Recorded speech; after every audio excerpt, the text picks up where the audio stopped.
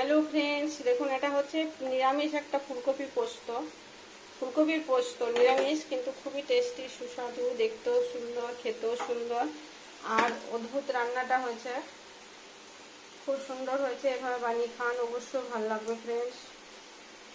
আমি যেভাবে বানালাম, অসময়ে ফুলকপি প্রচুর সস্তা, বড় বড় ফুলকপি 10 টাকা।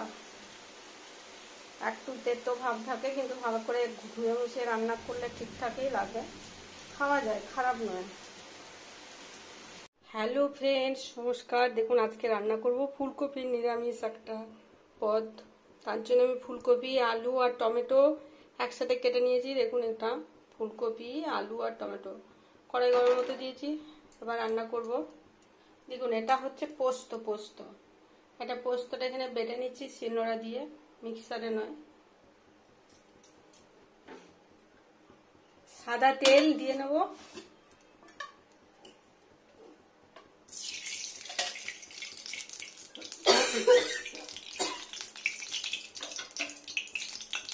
সরি,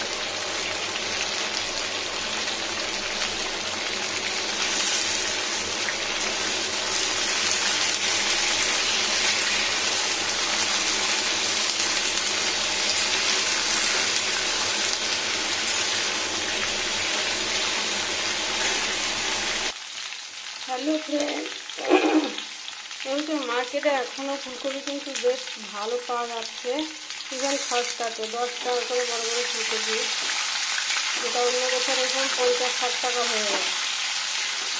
এটা খেতে অতটা ভালো নয়, মানে বোটাটা সবুজ, অত সুন্দর টেস্টি হয় না, কিন্তু ভালো করে রান্না করলে খেতে ভালোই লাগে। আজকে আমি ফুলকপিটা পোস্ত বানাবো নিরামিষ। তো এটা প্রথমে ভেজে নিচ্ছি, শুধু আলু আর ফুলকপি।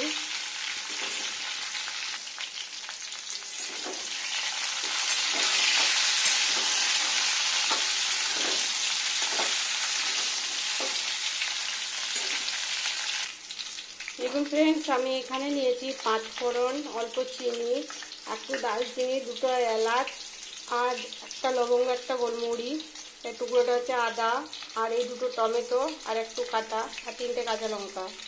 এটা হচ্ছে নিয়েছি, আর পোস্ত বাটা। ওটা শিলনোড়াটাকে তুলে নেবো, এটা আগে কুচিয়ে নিই। আর একবার নাড়া দিয়ে নিই, এই তেলটাতেই রান্না হয়ে যাবে। আজকে আমার একটু ঠান্ডা লেগেছে, ওই জন্য গলাটা ঠিক নেই, সরি। এটা ফ্রাই হয়ে গেল প্রায়। এখন টমেটোগুলো দিয়ে নেব, কেটে নেওয়া এগুলোকে তুলে নেব।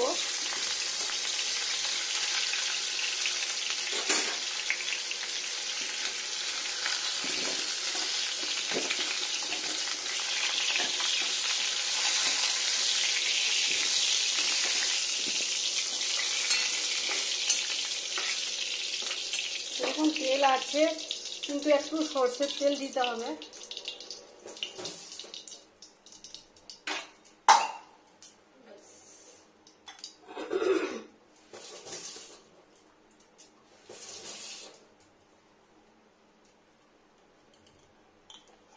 চামচ সরষের তেল দিয়ে নিচ্ছি।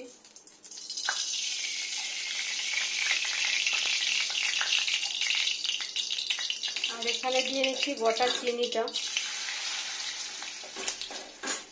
চিনি আর পাঁচফোড়ন আর গোটা গরম মশলা। দেখুন চিনিটা দিলাম আর এবারে গোটা গরম মশলাটা দিয়ে নিই।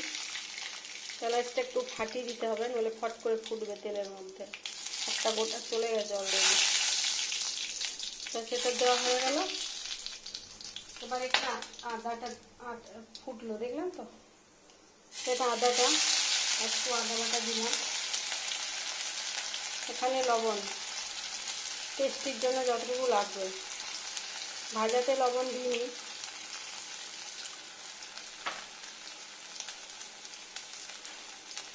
এখানে লঙ্কা গুঁড়ো অল্প পরিমাণ,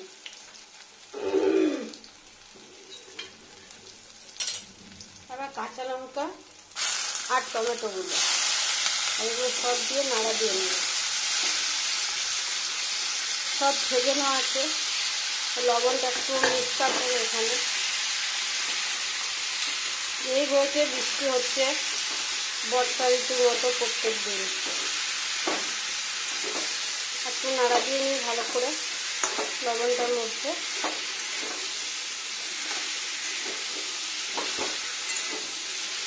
এটা ফুলকপি অসময়ে টেম্পারেচারটা হাই করে দিই দিলে থেকে।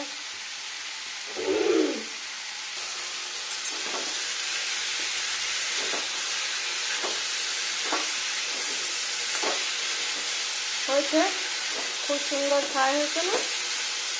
দেখতেও ভালো, খেতেও টেস্টি। নিরামিষ সেইভাবে বানিয়ে খেতে খুবই ভালো হয়। দেখুন ফ্রেন্ডস, এবার হচ্ছে পোস্ত বাটা। স্লো টেম্পারেচার করে নেবো এবার একদম। আর হলুদ দেবো না, হলুদ দিই না আমি, এটাই টেস্টি হয় ভালো। দেখুন কত সুন্দর হয়ে গেল রান্নাটা। আর একটু জল দিয়ে নেবো, বাস রান্না কমপ্লিট।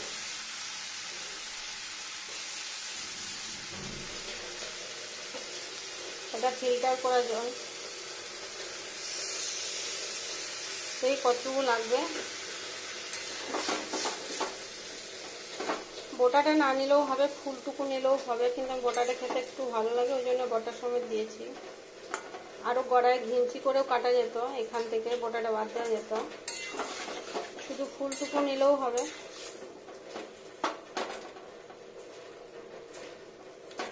দেখুন এবার ফুটবে কি সুন্দর, তাহলেই রান্নাটা কমপ্লিট হয়ে যাবে। একটু সাইড থেকে জল দিয়ে নিই, নাহলে টেস্ট ধরবে না ঠিকঠাক। মুখরোচক একটা রান্না।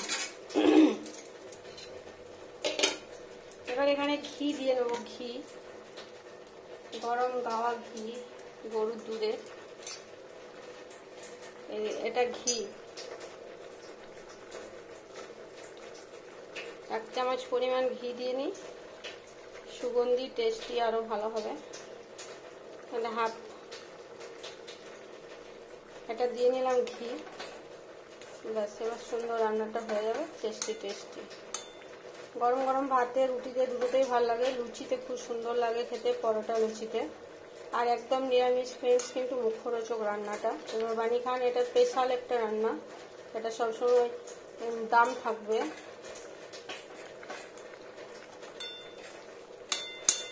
দেখুন কত সুন্দর হয়ে গেল।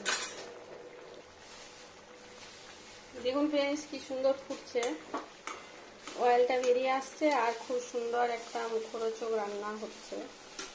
দেখুন অয়েলটা কি সুন্দর বার হয়েছে। দেখুন